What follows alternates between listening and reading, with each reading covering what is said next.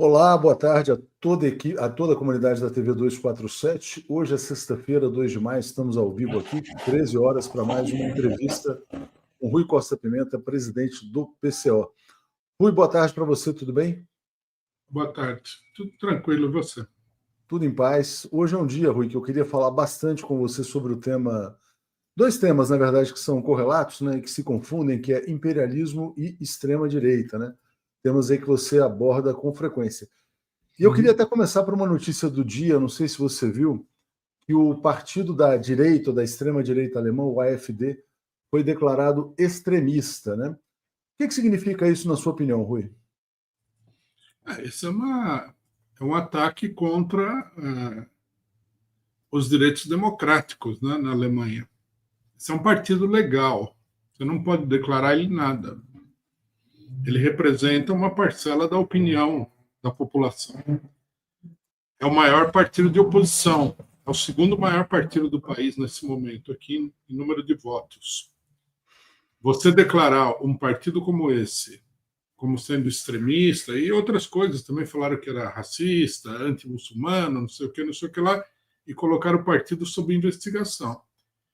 Isso é meio que uma abolição dos direitos democráticos, né? Isso significa que a democracia não consegue mais se sustentar de alguma maneira? Não, de fato é isso que está acontecendo, né? A democracia, que é uma coisa que nós podemos dizer aí que nós tivemos uma fase, né, democrática. A gente tem que colocar muitas aspas nessa democracia. Isso, a chamada democracia, vamos dizer assim, né? A chamada democracia. Nós temos uma fase aí que vem da década de 80, aproximadamente, né? Da década de 80 para cá, que é, na realidade, um acordo entre as antigas ditaduras e as oposições para sustentar um regime, né, de aparência, digamos assim, representativa, né? Eu acho que esse período aí, que é um período de, vamos supor, calculando arbitrariamente, de 50 anos, ele está no final. Ele está em decadência total. Rui, e aí, dito isso, quer dizer, se esse modelo está em decadência, eu queria te perguntar o seguinte, quer dizer, essa decisão de classificar o AfD como extremista, e quando você olha, por exemplo, a coalizão que está se formando na Alemanha, né, que é o SPD e o partido lá, Democrata Cristão, o CDU, que apoiam a guerra, né, e o AfD é contra a guerra. Quer dizer, o que é ser mais extrema-direita? Ser a favor ou contra a guerra na Ucrânia? Quer dizer, essa é uma pergunta que eu acho que é fundamental nessa live de hoje aí. Não, sem dúvida. Tudo bem, a AfD ela tem uma ideologia em que alguns aspectos são claramente de extrema-direita, fascista. Tá? Mas é uma ideologia no momento. Né? Agora, os democratas, eles são os representantes do imperialismo. Então, eles são, atuantemente, eles têm uma atuação fascista numa série de questões fundamentais da situação política nacional. Você falou da guerra na Ucrânia, né? Mas veja o que eles estão fazendo em Gaza. Porque o governo alemão ele participa também do massacre sionista em Gaza. Então, quer dizer, o fascismo aqui fica sendo uma coisa, nesse momento aqui, pelo menos no mundo, fica sendo uma coisa muito relativa, né? Não é que você fala, não, isso aqui é o lado do bem, democrático, mas também era assim na década de 30, porque, veja bem, os democratas não tinham levado adiante a maior carnificina que o mundo já tinha visto na Primeira Guerra Mundial? Quer dizer, os democratas, o problema é ver os democratas como algo que eles nunca foram, na realidade, né? Como sendo humanitários, como sendo defensores dos direitos das pessoas. Isso daí sempre foi um mito, sempre foi uma coisa falsa, né? Então, agora o pessoal quer tomar partido, eles querem dizer o seguinte, tem o lado do bem, que é a democracia, e tem o lado do mal, que é o fascismo. Mas isso não um quadro, digamos assim, uma moldura intelectual que não corresponde à realidade, né? É uma falsificação da realidade. Você acha que eles vão conseguir sustentar essa situação na Alemanha? Ou isso vai gerar muitos protestos lá? Já que você colocou que é o segundo maior partido alemão, Rui? Eu acho que nós estamos caminhando para crises cada vez maiores, né? E quanto mais crise, mais o Estado alemão vai procurar usurpar os poderes aos quais ele não tem direito, vai procurar confiscar os direitos da população. Se a gente se basear no que aconteceu antes da Segunda Guerra Mundial, que era um cenário muito parecido com esse, a perspectiva seria muito sombria, né? Olha que interessante o comentário do Jorge Almeida. A AfD extremista, a principal dirigente é uma ex-funcionária da BlackRock, é lésbica, casada com uma mulher oriental, já se posicionou a favor de Israel, né? Então tem um nó na cabeça das pessoas, né? Quer dizer, realmente é uma situação, fica muito difícil separar o que é o fascismo e o que não é o fascismo hoje em dia, né? Não, é muito complexo o negócio. Isso que ele fala da AfD é real também. Você vê, por exemplo, na Itália, quem está no governo é os Fratelli d'Italia. Fratelli é a AfD italiana. Ela está governando a Itália em função dos interesses do imperialismo italiano, dos grandes monopólios italianos. Apoia a guerra na Ucrânia, apoiou o negócio em Gaza. Quer dizer, finalmente, né, também não há essa distinção, assim, como é que se poderia dizer, absoluta, né, entre democracia e fascismo. Os democratas e os fascistas, eles são duas facções da burguesia, em última instância. Agora, uma coisa que eu acho que é muito importante, que eu acho que a maioria das pessoas não se dá conta, porque não falta aí uma base teórica, né, que é o seguinte: o fascismo ele só tem futuro se ele for apoiado pelo que hoje a gente chama de democracia. Foi o que aconteceu na Alemanha e na Itália. Muita gente pensa assim: na Itália, o Hitler subiu ao poder numa grande luta contra os democratas. Mentira. O Mussolini subiu ao poder numa grande luta contra os democratas. Mentira. Quem colocou o Mussolini no poder foram os democratas. Foram os liberais da época, né? Não se chamavam democratas, chamavam liberais. Os partidos liberais colocaram o Mussolini no poder, mudaram a Constituição a favor dele, né? O processo de tomada do poder pelo Mussolini, embora tenha sido, na essência, um golpe de Estado, ele foi feito de maneira legal pelo parlamento, né? O parlamento mudou as regras eleitorais de acordo com o desejo do Mussolini, embora ele fosse muito minoritário no parlamento, e aí ele conseguiu maioria. E na Alemanha aconteceu a mesma coisa. Os partidos liberais colocaram Hitler no poder, sustentaram Hitler, deram maioria para ele, não tinha maioria no Congresso. O Hitler, na eleição que ele ganhou, depois da qual ele foi escolhido como premier, ele teve 30 e poucos por cento do voto. Como é que ele assumiu o poder com 30 e poucos por cento do voto? Ele não foi lá e tomou o poder à força, ele foi colocado no poder legalmente pelos democratas. Então, o pessoal que está fazendo essa oposição, né, eles não percebem que, na verdade, isso não é uma luta que... Não existe essa oposição toda. Amanhã, os monopólios decidem que o fascismo é a opção, eles vão lançar mão do fascismo, né? Agora, ou, na verdade, vão fazer o fascismo com os partidos democratas, né? Também tem essa possibilidade. Essa possibilidade, né? Executar o genocídio, tudo que estão fazendo com os partidos supostamente democráticos. Eles têm capacidade de fazer isso, né? Dentro dos Estados Unidos, dentro da Inglaterra, eles têm capacidade de fazer. Estão fazendo em grande medida aqui, né? Não. Rômulo Galo fala: as ditaduras Vargas e militar declararam todos os partidos ilegais. Quem defende esse tipo de ação contra a AfD está em sintonia com isso.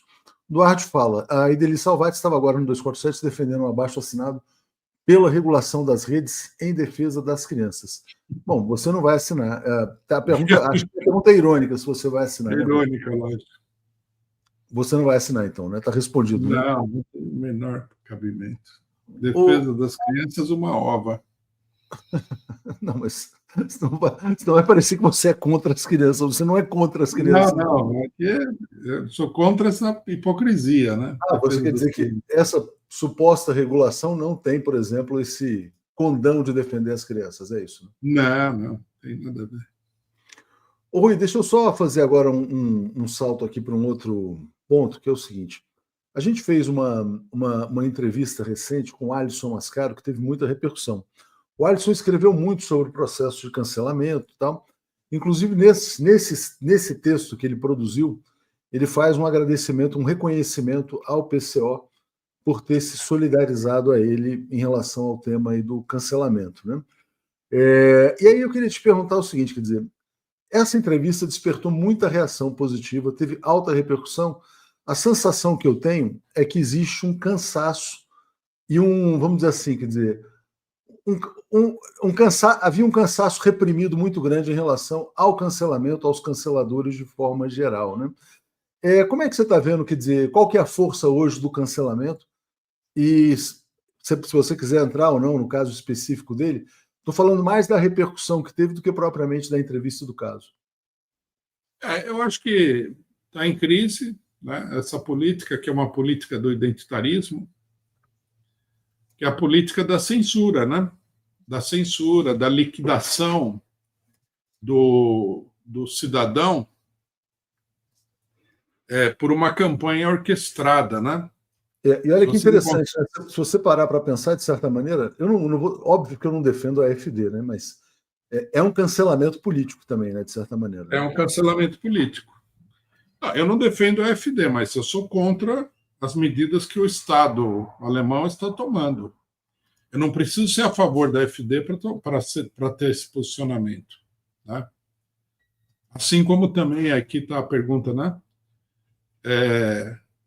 Eu não preciso apoiar, né, os bolsonaristas para ser favorável à anistia dos bolsonaristas. Eu não sou favorável à anistia, eu acho que o processo é uma farsa, mas enfim, o pessoal tem que aprender a fazer essas distinções, né? Você defende determinado tipo de princípio político, né? Não tem uma política de conveniência. Quando Lula estava sendo perseguido, eu sou favorável, sou contra os métodos arbitrários, lawfare, papapá. Então, mas agora não vale tudo. Vamos aprofundar essa questão da crise do cancelamento. Quer dizer, como é que você vê isso aí e se isso pode ajudar a virar outros casos, por exemplo, o caso do Silvio Almeida, que as pessoas estão querendo ouvir cada vez mais as posições do Silvio Almeida. Quer dizer, uma crescente percepção de que pessoas indesejáveis estão sendo eliminadas, expurgadas por decisões arbitrárias, né? Então é isso que eu queria abordar com você. Esse problema na política é uma questão antiga, né? A direita sempre usou as denúncias de caráter moral para eliminar os seus adversários da esquerda burguesa, da esquerda nacionalista, nos países atrasados. Tal. Você vê que o golpe de 54 contra o Vargas não é porque ele queria construir a Petrobras, a Eletrobras, não é nada disso, é porque havia corrupção no governo. Esse era o grande tema, né? Então, essas denúncias morais, elas são um instrumento antigo. Foram aprimoradas aí com a introdução da política identitária, né? Defesa da mulher, suposta defesa da mulher, suposta defesa do negro, defesa suposta também da diversidade sexual, etc.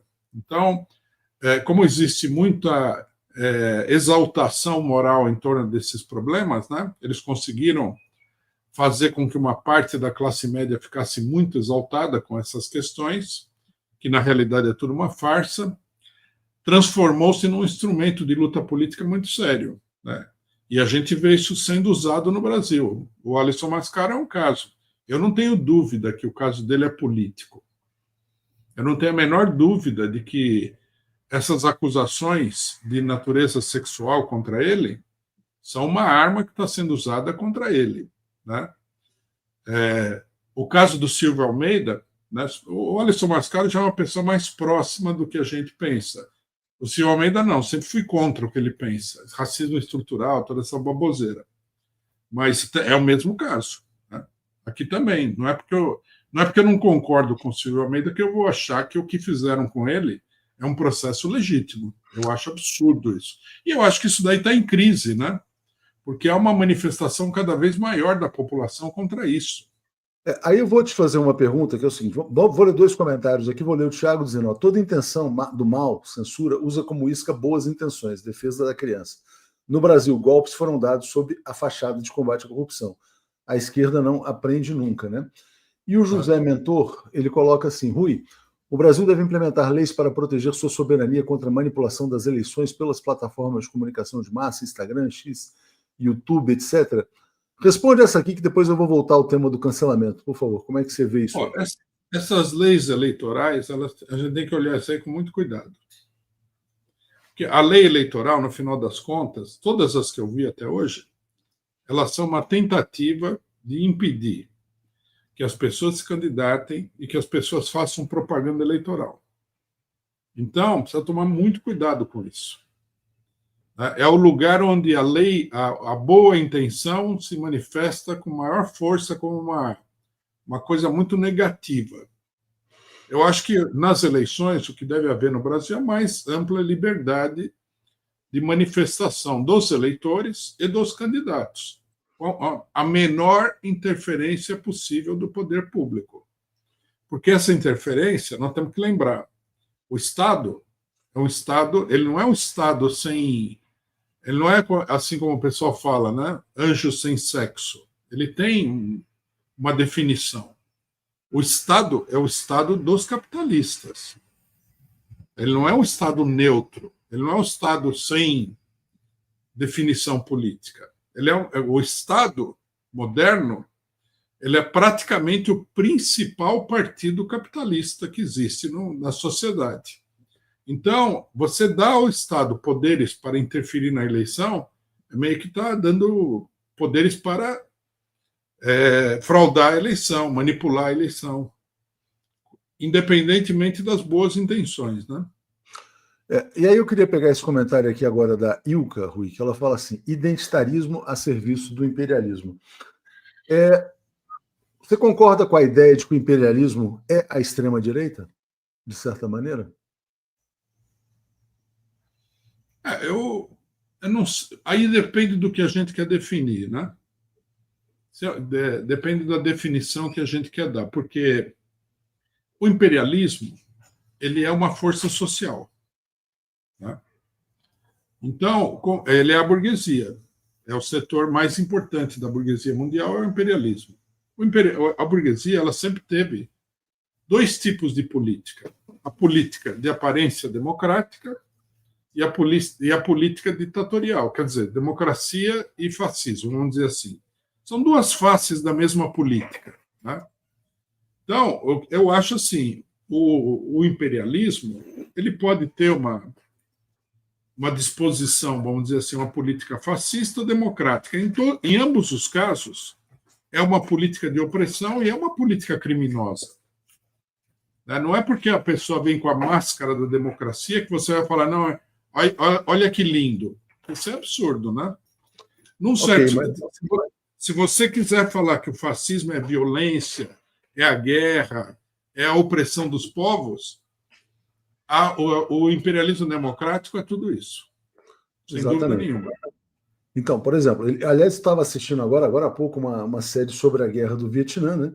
Em grande parte conduzida pelos, entre aspas, democratas. Né?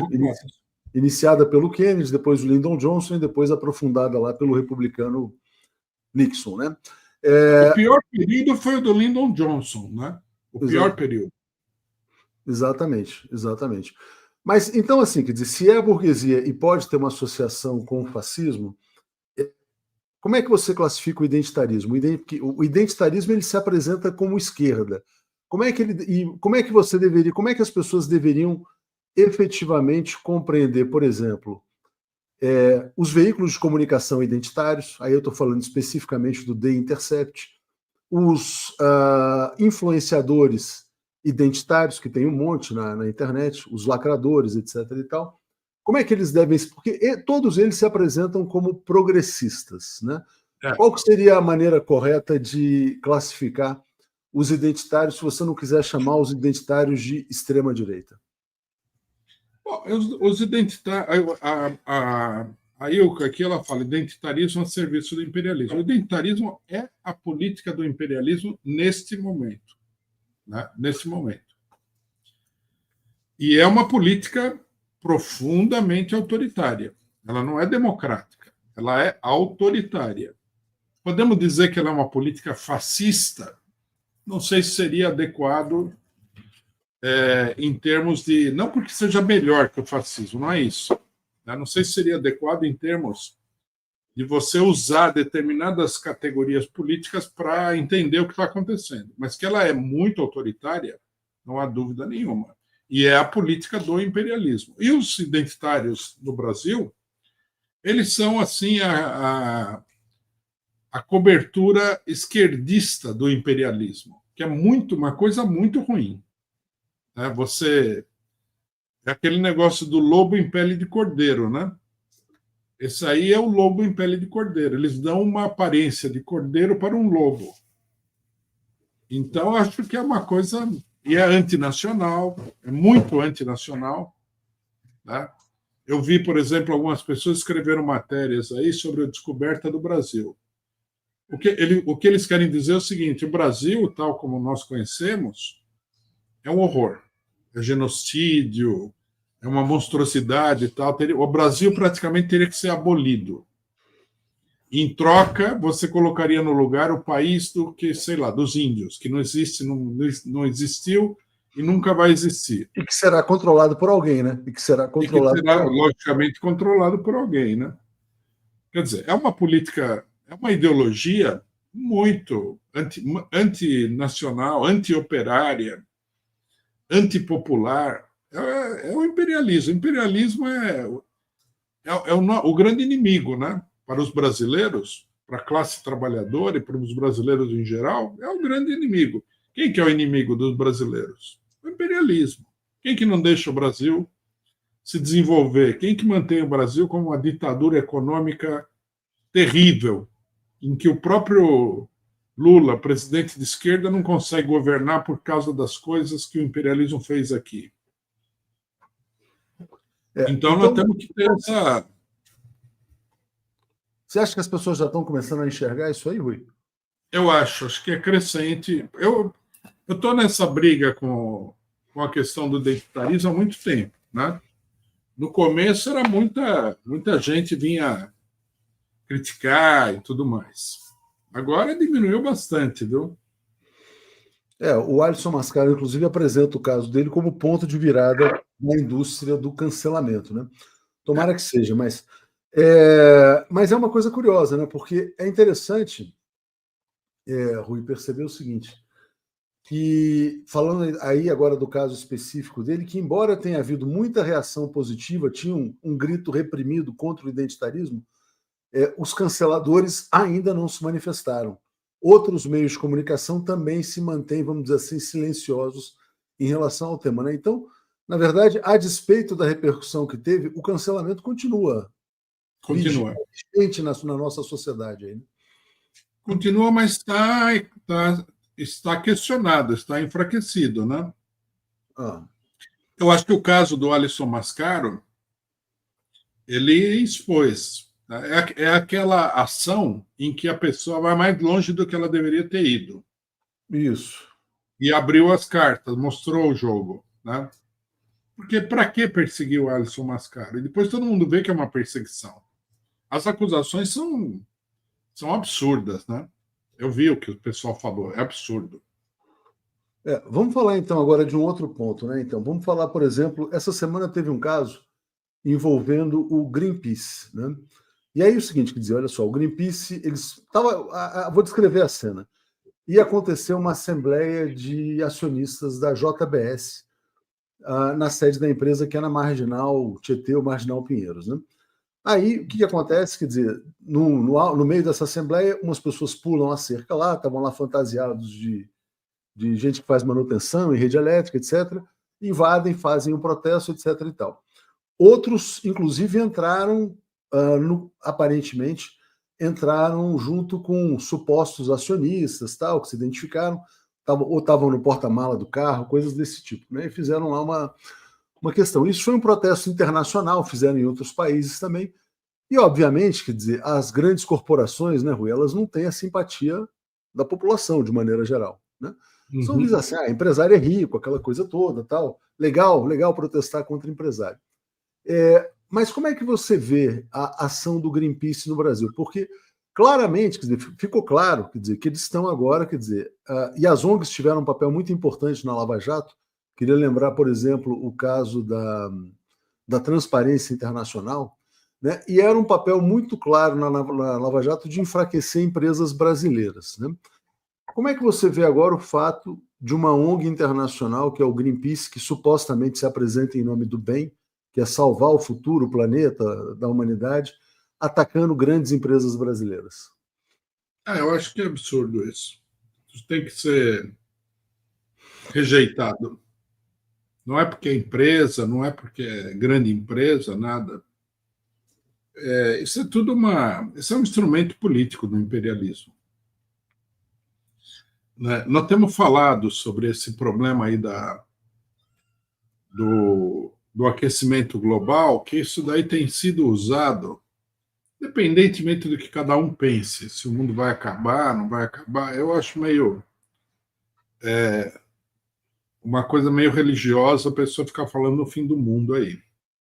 Mas, independentemente do que você pense a respeito, isso tem sido usado sistematicamente contra os países atrasados.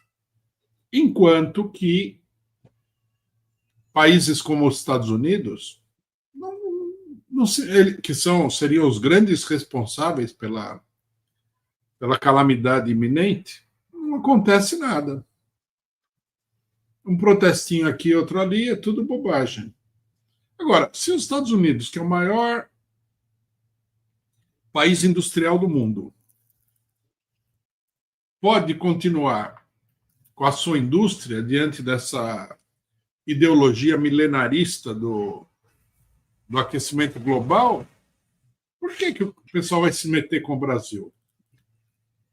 O papel do Brasil no tal aquecimento global seria de muito menor porte do que os países desenvolvidos. Todo mundo sabe disso. Né? São os grandes países industriais. O que eles querem? Que o Brasil, que é um país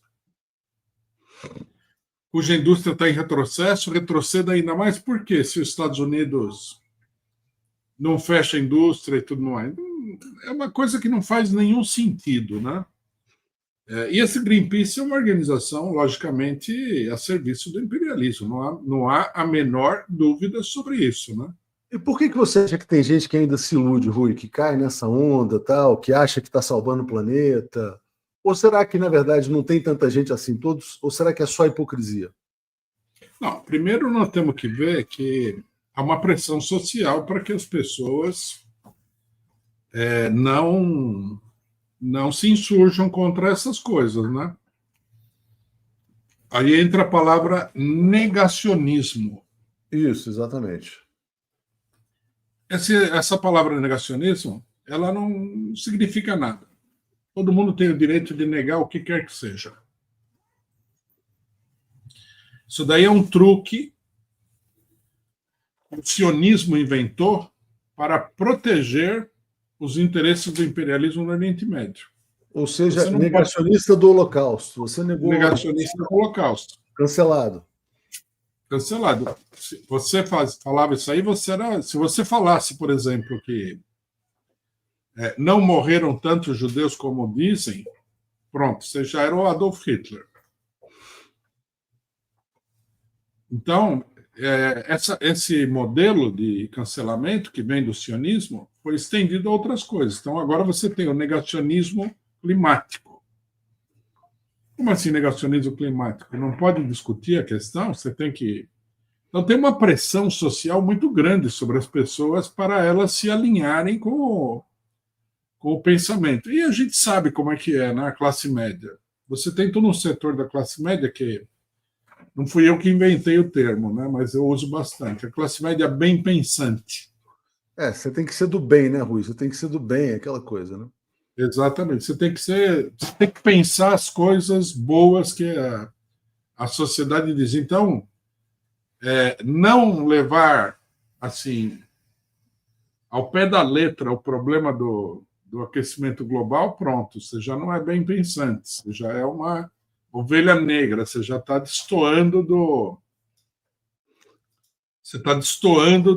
coro geral em torno de uma coisa. Aí o pessoal fica intimidado, né? Muita gente acredita, os jovens são envolvidos, parece uma causa boa, né? Parece uma causa social, parece uma.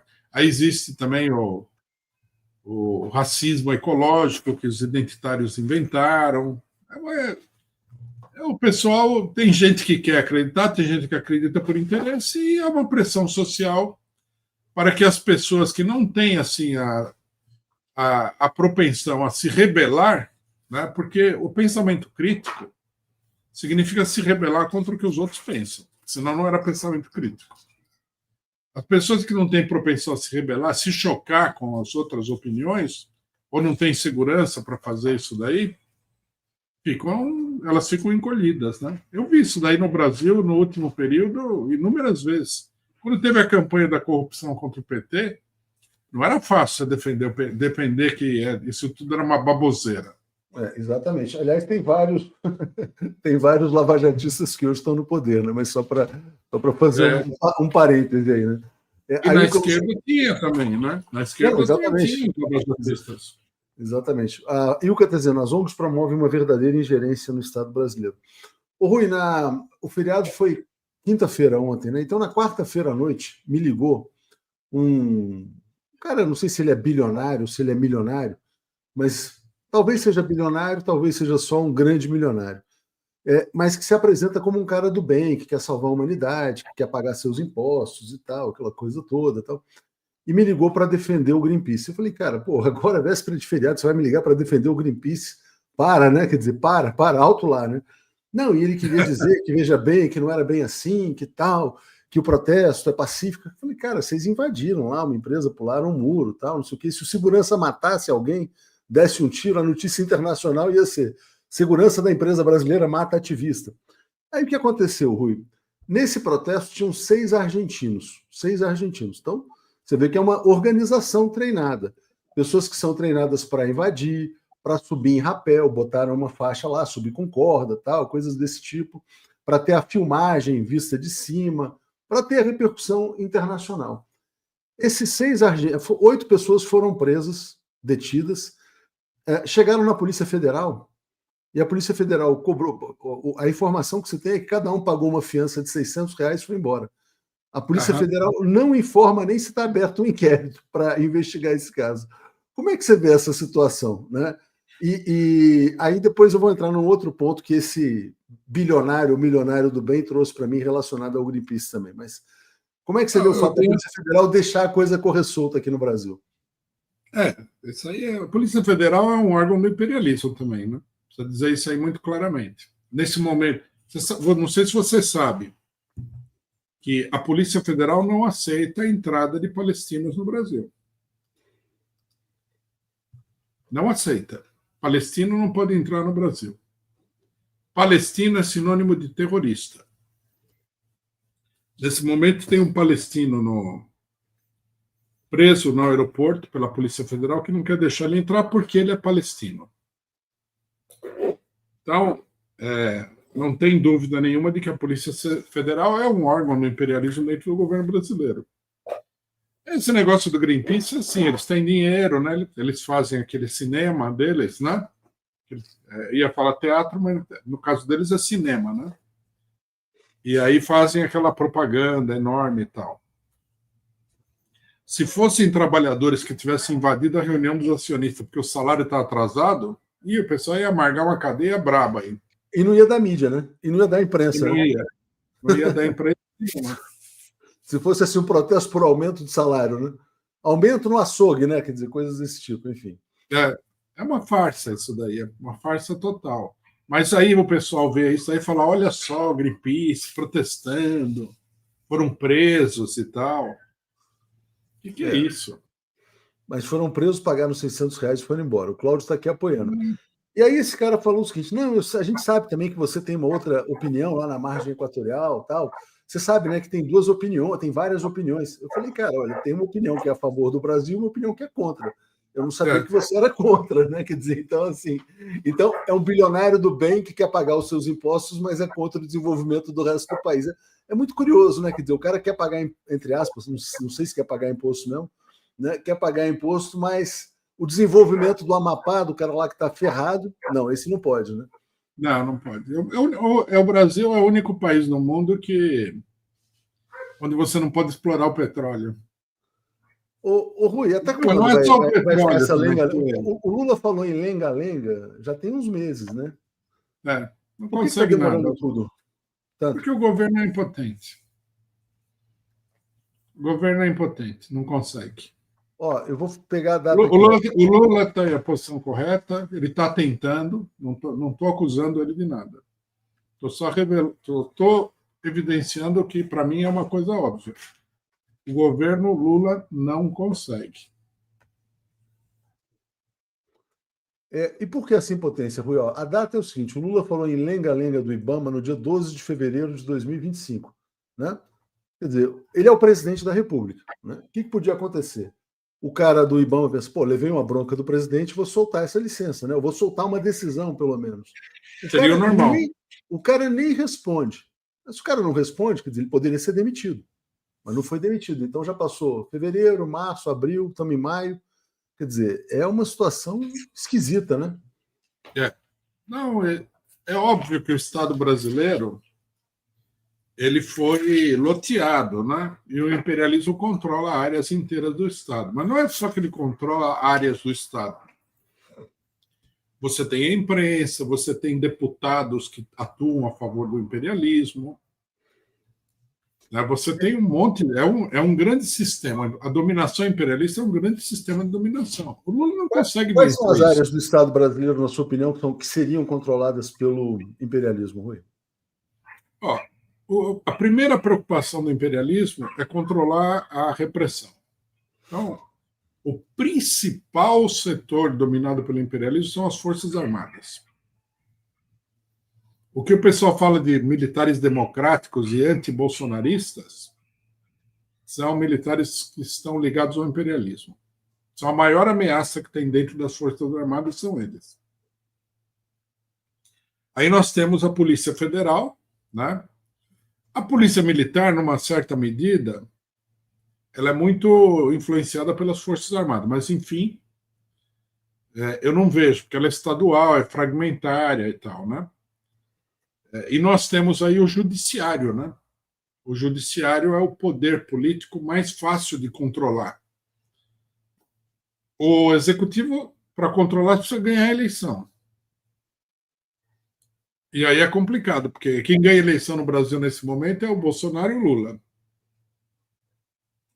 Se você colocar aí o Eduardo Leite e concorrer ou o Bolsonaro ou o Lula, não ganha de jeito nenhum.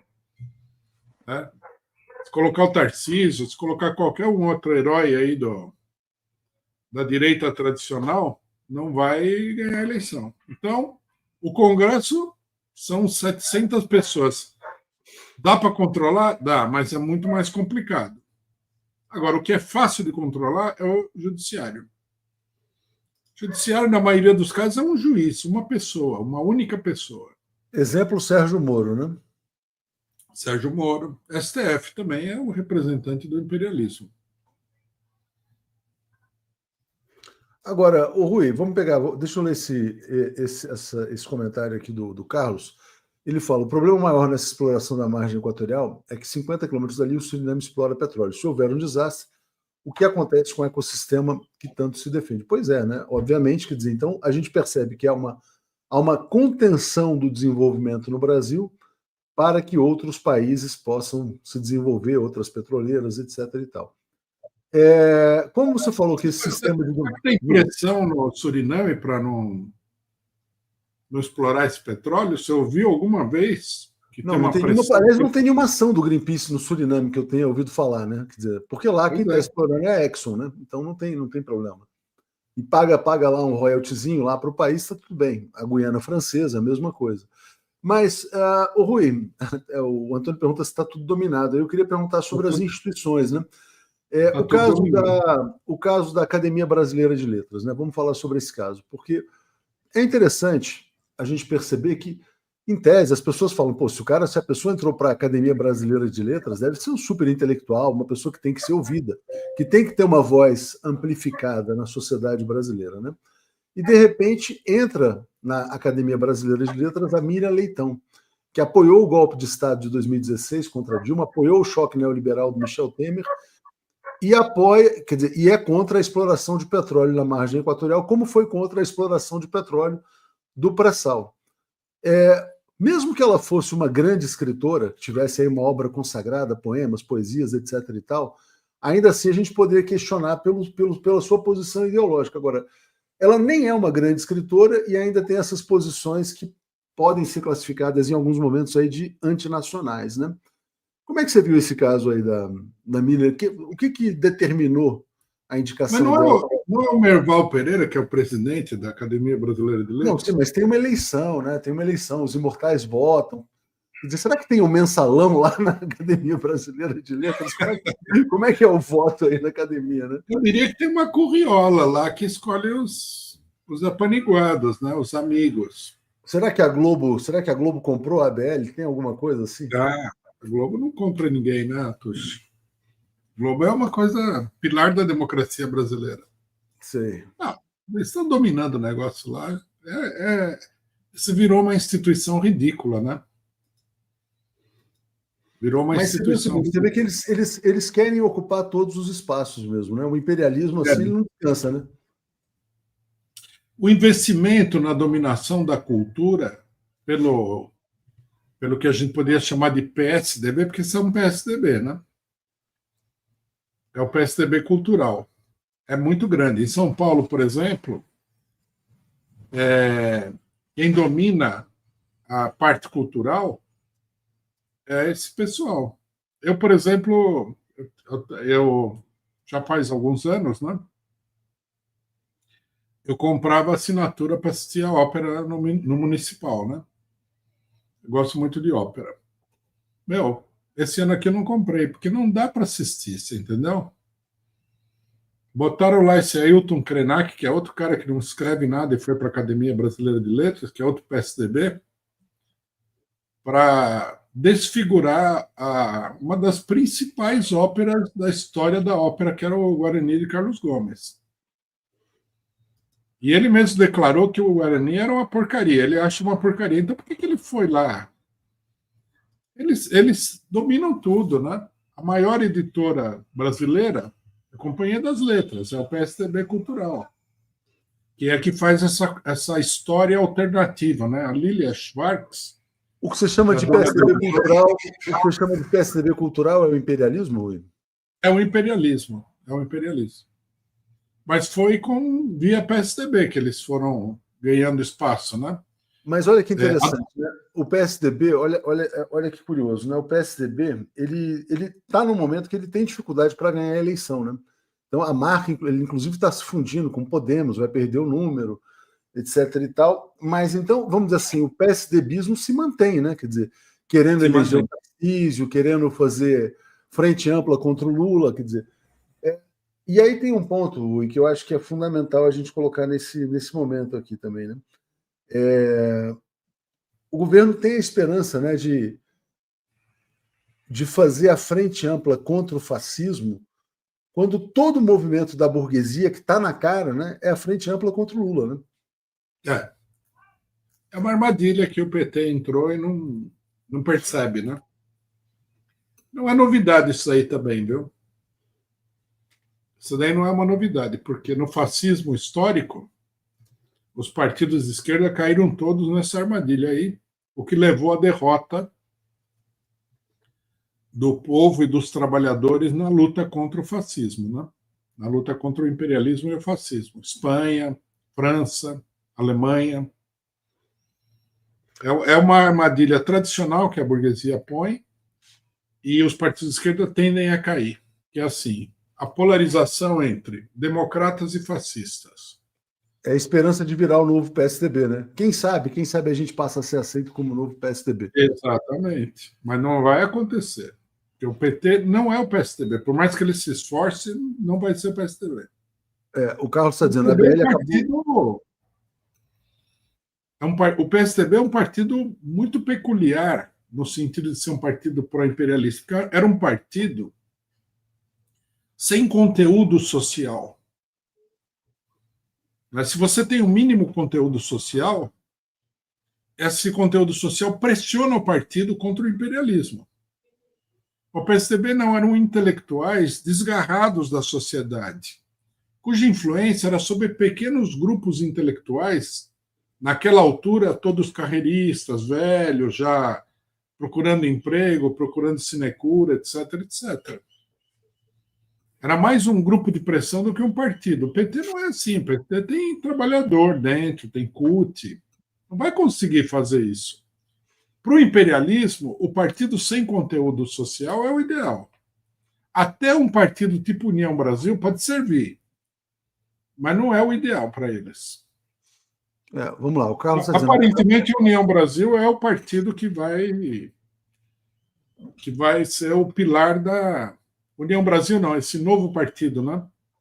União Brasil mais o PP, mais né? o PP. Arthur Lira mais que é a velha arena, né? A velha, velha arena. arena. Você acha que isso é a reconstituição da velha arena? Eu acho que sim. E mostra também a profunda decadência do regime democrático, porque quando você tem, né, a predominância do partido da ditadura no regime político, é porque o regime é muito decadente. O Carlos está dizendo, a ABL acabou bem antes quando entrou o Merval. O Malon Criolo, Rui, segundo seu ponto de vista, em qual continente o país... onde está a vanguarda mundial da esquerda, então? Só para responder essa pergunta. Diga lá, Rui. Olha, a esquerda mundial está muito debilitada, né? Precisa passar por um processo de reconstituição. Agora, eu acho que a gente pode identificar uma vanguarda na luta contra o imperialismo. Isso na China, na Rússia? Não, eu diria que essa vanguarda está ligada ao Irã. Ao Irã. Depois a gente aprofunda, porque tem outro ponto, eu queria trazer o caso do... Não, os russos e chineses também são países que estão em conflito com o imperialismo, mas o Irã é a vanguarda. Vamos lá, o Duarte fala, Rui, coincidentemente, o Krenak é o primeiro nome no abaixo assinado pela regulação das redes em defesa das crianças. O Carlos Roberto Vieira está nos apoiando. Aqui o Carlos está dizendo, Rui, hoje vemos entidades como PCBR, Soberana e outros na internet claramente contra o governo. Isso também não seria dividir para conquistar? Também vou falar sobre isso. Vou passar para você. A Valéria Reiter está dizendo, não faço mais questão de entrar para a BL. Rui, pegando essa questão de dividir para conquistar, você acha que o caso Carlos Lupe está nesse contexto? Quer dizer, porque o chamado PIG, né, o Partido da Imprensa Golpista, quer muito a demissão do Carlos Lupe. Eu não estou aqui defendendo o Lupe, não, mas a sensação que eu tenho é que eles querem o PDT fora da base do governo e eles gostariam de ter a candidatura presidencial do Ciro Gomes para dividir o eleitorado, etc. e tal. Como é que você vê esse caso Lupe? Bom, primeiro, eu acho que um problema é que o Lupe, com todos os defeitos que ele não tem a menor disposição de fazer nenhum tipo de reforma da Previdência. Acho que o primeiro problema é esse. O segundo problema é que, de fato, o Lupe, estando no governo, ele faz eclipsar a figura do Ciro Gomes, né? E eu acho que numa eleição onde tudo aponta para ganhar o candidato do chamado centro, a candidatura de Ciro Gomes seria essencial, né? Seria para tirar voto do PT. Tem que tirar voto do PT, né? Você precisa neutralizar o PT e precisa neutralizar o bolsonarismo para o centro ganhar. Então você acha que, por exemplo, se você estivesse lá, você aconselharia o Lula a não demitir o Carlos Lupe? Eu acho que sim. Primeiro que ele não tem nada a ver com o peixe, né? Não foi comprovada nenhuma ligação dele com esse esquema fraudulento, que é um esquema que vem da base do ministério dele. Não é ele. Aí alguém fala assim, mas ele não identificou. Mas também não é fácil de você descobrir que tem uma quadrilha que está lá dando golpe no ministério. Ainda mais um golpe sutil desse, porque o golpe foi sutil, né? Entidades que fazem desconto na folha do pessoal. Eu acho que eu não vi, né, no caso dele, que houvesse motivo para demitir ele. Acho que o Lula não deveria. Na minha opinião, pelo tamanho da encrenca, né, isso daí tem que ser um problema político grande. Fora desgastar o governo, que também é um objetivo, né, do ataque na Previdência, eu acho que é a Previdência em si. O Lupe deu várias declarações contra qualquer tipo de reforma previdenciária. E a reforma previdenciária, vamos falar que é verdade, é um dos principais objetivos do imperialismo no Brasil, né? Mais um, né? Mais Deixa um. eu pegar aqui o Edson dizendo, agora na BL tem uma companhia à altura do Merval, aí está falando aqui da Miriam Leitão, né? Então é o seguinte, quer dizer, claramente tem uma campanha aí para desestabilizar o governo, né? Quer dizer, essas federações que vão se formando, a volta da arena, como você disse, a tentativa de tirar o PDT, você pega setores da esquerda também fazendo campanha contra a margem equatorial, tudo isso está acontecendo. Você acha que o Lula vai chegar em 2026 com uma boa coligação ou não, Rui? Não, acho que não. Acho que o Lula vai pegar aí pelo jeito da coisa, PSB? ele vai pegar os destroços da burguesia. O que sobrar da ruína da burguesia democrática, ele vai pegar. Tá, peraí, aqui, ó. Bom, tem uma notícia aqui chegando, aí um jornalista que eu considero sério, de que o Lupe teria decidido deixar o Ministério da Previdência, né? Então, mas ele quer ter uma conversa com o presidente Lula. As consequências podem ser perigosas, né, Rui? Essa coisa assim, principalmente se a consequência disso for a saída do PDT do governo. Né? Eu não sei se o PDT vai sair do governo por isso. Eu acho que o Lula tem condições de botar uma pessoa do PDT em outro lugar. Mas o que eu acho é que a gente precisa ver quem vai ser o novo ministro da Previdência, né? Porque o governo Lula está infiltrado aí de figuras pró-imperialistas, né? Se colocar uma figura na Previdência que seja a favor da reforma da Previdência, ele não vai fazer nenhuma grande reforma no governo Lula, pelo menos não parece no momento, né? Mas ele vai preparar o terreno. Uma coisa que eu acho importante entender nesse quadro de manobras, eu acho que a maior parte da esquerda e o povo brasileiro não está vendo que a burguesia está armando um plano de grande envergadura para o Brasil. E que esse plano ele envolve uma política de terra arrasada no que diz respeito tanto à economia como aos direitos políticos da população brasileira. Vai ser um dos maiores desastres que o Brasil já sofreu até hoje. É o chamado fascismo de Estado, Rui. Por exemplo, é o plano T, né, que também pode ser chamado de plano M, né, o plano Milei aqui no Brasil.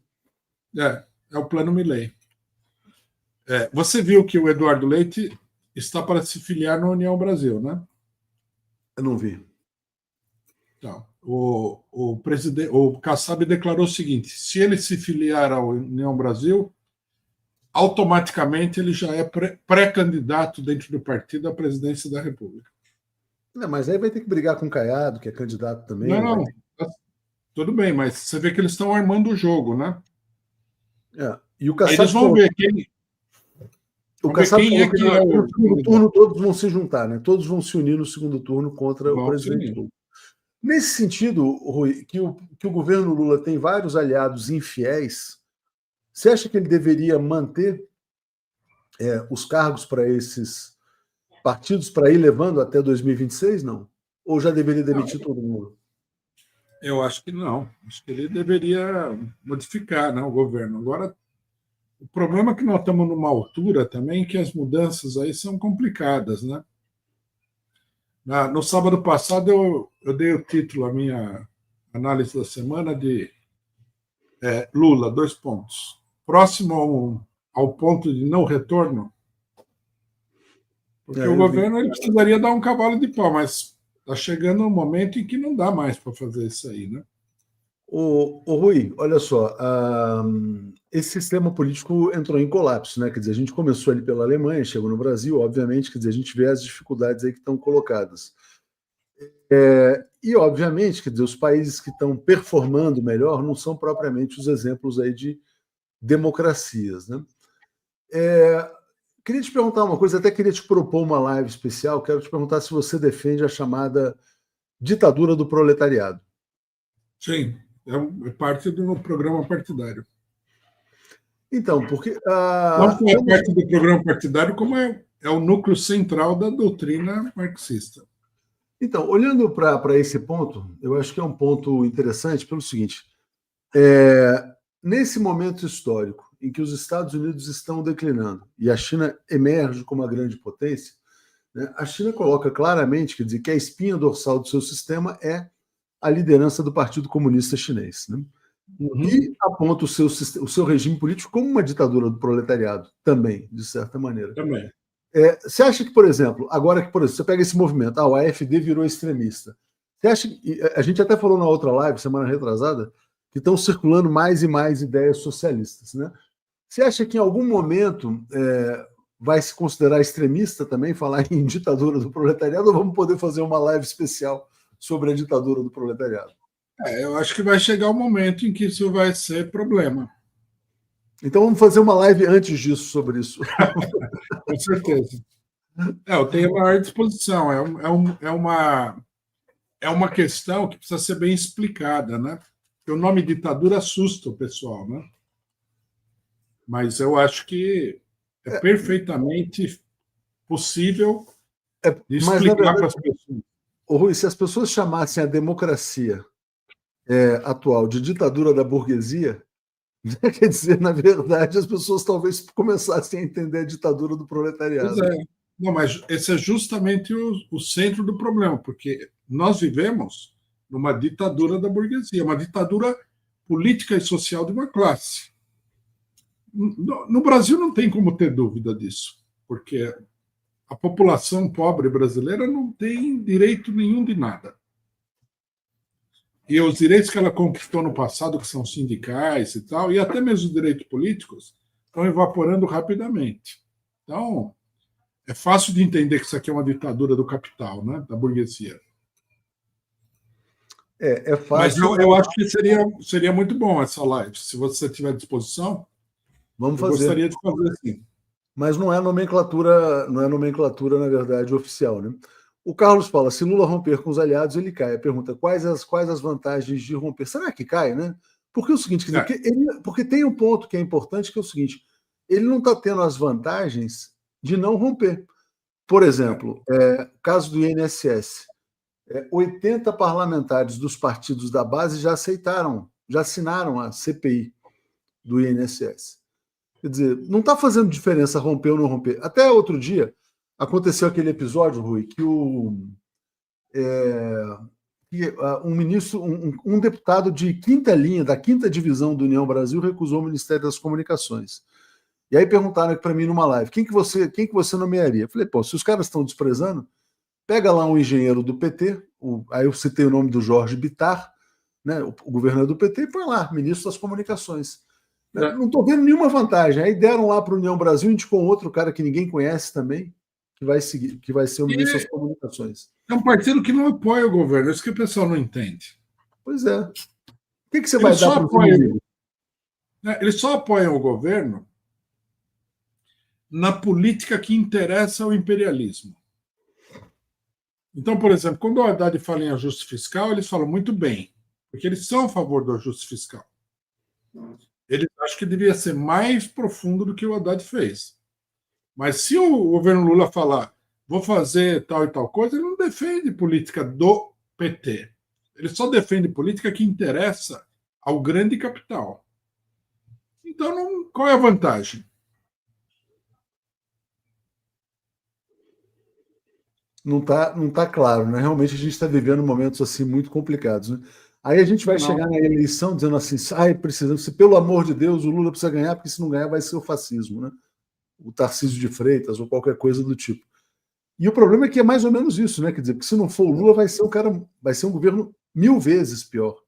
A questão é como ganhar, né?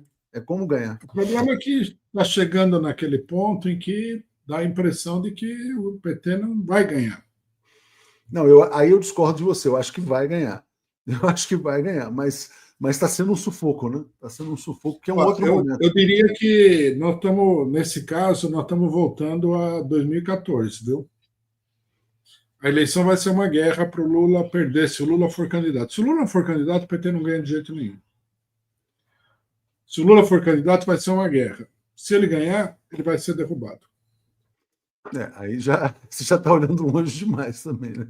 Mas é isso. Não, mas é um plano, né? Bom, pode ser. Rui, obrigado a você. Vamos lá, então. A gente volta a se falar Eu na que semana. agradeço. Abraços. Obrigado. Tchau, tchau. Um abraço.